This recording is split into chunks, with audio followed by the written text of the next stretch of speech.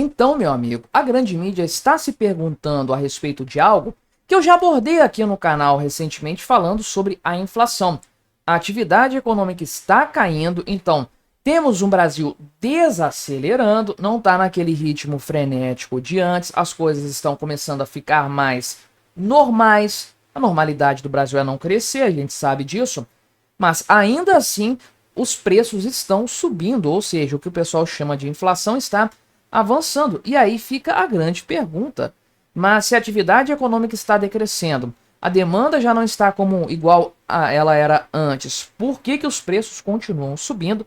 Porque a raiz do problema, que não é nada disso, continua aí, é persistente. O gasto estatal elevado, o grande problema, o que quebrou o Brasil no passado, o que quebrou a Argentina recentemente e vai quebrar o Brasil de novo se continuar assim. E vai continuar assim, meu amigo. Olha aí, o Lula lançou o tal do consignado lá pro pessoal da CLT, o pessoal que tem carteira assinado, que obviamente vai despejar mais dinheiro na economia, vai elevar a demanda, elevar o consumo, fazer os preços subirem ainda mais. E o que que o Banco Central vai ter que fazer? Subir ainda mais a taxa de juros? Até quando? Até que patamar? Não há alta que resolva um problema que é essencialmente causado pelo governo. Vamos conversar então sobre este assunto, mas antes não se esqueça de se inscrever no meu canal se você ainda não for inscrito, e se você quiser colaborar ainda mais com o meu trabalho, você pode se tornar membro patrocinador a partir de R$ 1,99 por mês. Isso ajuda muito o meu trabalho, pode ter certeza disso. Pois bem, a economia brasileira já dá sinais claros de desaceleração desde o final do ano passado, já era até esperado. O pessoal prevê recessão técnica para este ano, talvez aí no terceiro e no quarto trimestres teremos queda na economia, o que configura uma recessão técnica. Não significa necessariamente uma recessão para valer, mas tecnicamente falando, sim. E é um péssimo cenário para o Lula para 2026, sem sombra de dúvidas, né? Mas, enfim, ainda contudo que nós temos uma estabilidade econômica no sentido de não haver um grande crescimento, uma pujança nesse crescimento, a alta de preços continua subindo. E agora estava em 4,56% no acumulado de 12 meses em janeiro. No acumulado de fevereiro saltou para 5,06% em fevereiro, muito acima do centro da meta, que é 3%. Ficou lá para trás, meu amigo. Isso é uma enganação completa. O índice oficial do governo de inflação, que é o IPCA, subiu 1,31% no mês de fevereiro. Mesmo com tudo caindo, comércio caindo, varejo, a produção industrial caindo, até os serviços mesmo dando uma arrefecida, ainda assim a inflação castigou todo mundo, todos os estratos sociais em todos os segmentos, né?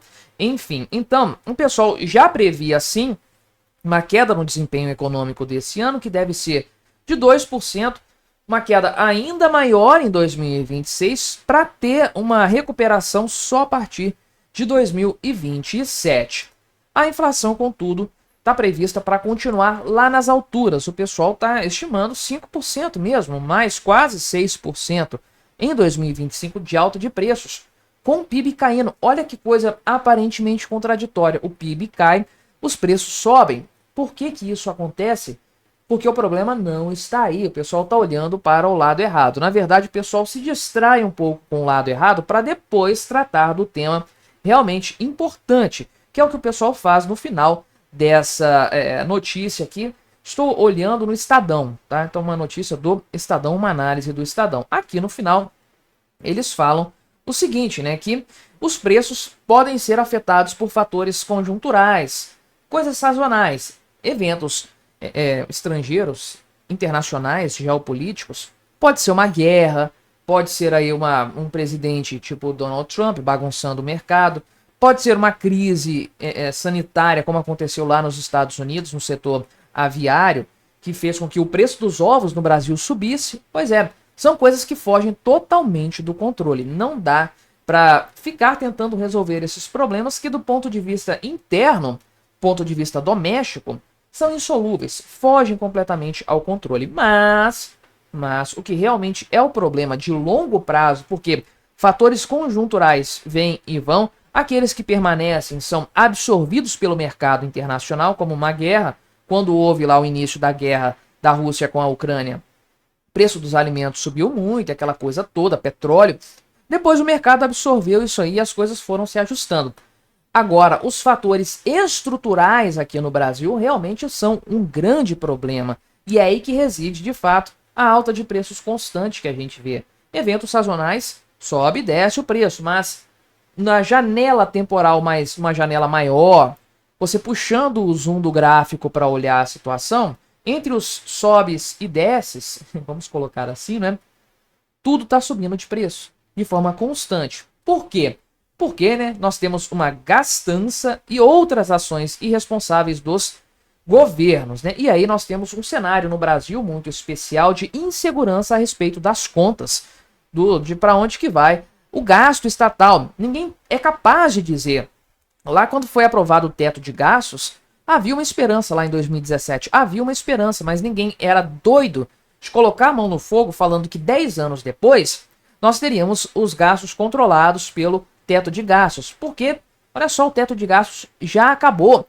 Foi substituído por um arcabouço que tem a única finalidade de permitir ao governo Lula gastar muito dinheiro. É simples assim de entender. Então, o grande ponto realmente está no gasto estatal. É aí que a coisa desanda por completo. E o Lula faz de tudo possível para piorar esse cenário. Olha só, né? Depois de ter liberado os 12 bilhões de reais do FGTS para o pessoal do saque aniversário, agora o governo vai despejar mais dinheiro aí para o empréstimo consignado, tendo o FGTS como garantia, né?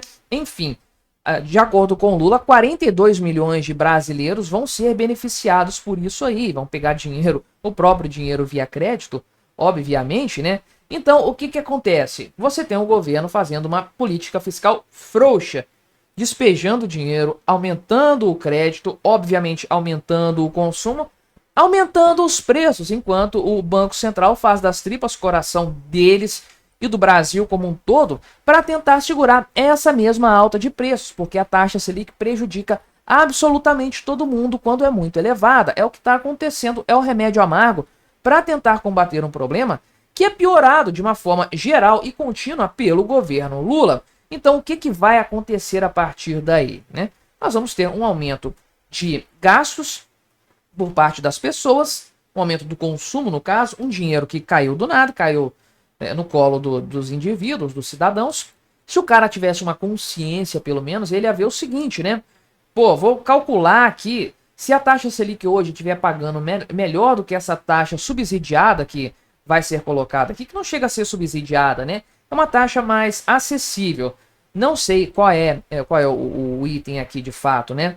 Mas até o cara pode pegar dinheiro e deixar investido no Tesouro Direto, no CDB, alguma coisa, para ganhar a diferença, se for o caso. Não sei também se é, tá? Não olhei quais são as taxas de juros para a média que está sendo estimada. Isso vai ser negociado, obviamente, né?